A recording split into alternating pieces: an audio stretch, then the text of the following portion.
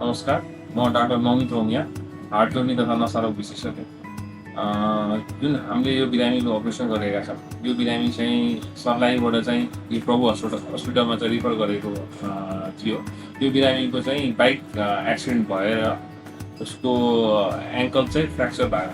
Ankle भने चाहिँ खुट्टा उसको चाहिँ फ्र्याक्चर भएर छाला छिडेर बाहिर निस्किसकेको थियो र छाला र मासुको भरमा मात्र खुट्टा चाहिँ झुन्डिएको अवस्थामा चाहिँ उहाँ चाहिँ यो अस्पतालमा रिफर गर्नुभएको थियो र यसरी उहाँ यहाँ पुग्दासम्म लगभग 6-7 घन्टा बितिसकेको थियो र उहाँको खुट्टा, उहाँको प्यारेन्ट्स र उहाँको फ्यामिली मेम्बरलाई पनि, परिवारको सदस्यलाई पनि उहाँको खुट्टा बाँच्छ भन्ने चाहिँ एकदम जुन आश थियो र हामीले चाहिँ सुरुवाती जाँच गरे पश्चात उहाँको चाहिँ रगतो नली चाहिँ काम गर्ने अवस्थामा थियो र हामीले चाहिँ इमर्जेन्सी अपरेसन गऱ्यौँ।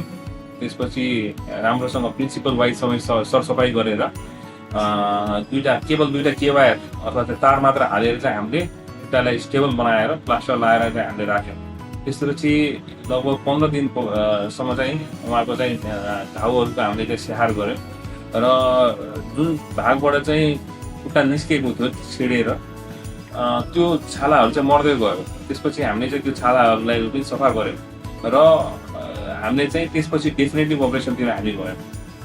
जब हामीले महसुस गऱ्यो अब इन्फेक्सन हुँदैन र अब चाहिँ सेफ छ, उहाँको चाहिँ स्टिल हाल्नलाई चाहिँ सेफ हुन्छ भन्ने हामीलाई महसुस भएपछि जुन हामीले बाहिरबाट तार हालेको थियौँ त्यो तार हामीले निकाल्यौँ र भित्रबाट चाहिँ हामीले चाहिँ स्टिल हाल्यौँ र उहाँको चाहिँ एकदम जटिल किसिमको फ्र्याक्चर थियो। मिडियल म्यानुलस भन्ने हड्डी र ट्यालस जुन चाहिँ धेरै लेस कमनली यो भेगमा चाहिँ अपरेसन हुने हड्डी हो र अहिले हामीले चाहिँ अपरेसन गरे पश्चात उहाँले एकदम राम्रोसँग खुट्टा चलाइराख्नु भएको छ र घाउ पनि एकदम राम्रो छ र यसरी इन्फेक्सन नहुनु र खुट्टा हामीले बचाउन सफल भएकोमा चाहिँ हामी अहिले चाहिँ धेरै खुसी छौँ र बिरामीको परिवार र बिरामी पनि धेरै नै खुसी छ र 1 महिनाको अब प्लास्टर राखे पश्चात उहाँलाई हामीले फेरि एक्सरे गरेर हेर्छौँ र बिस्तारै बिरामीलाई हिँडाउँछौँ।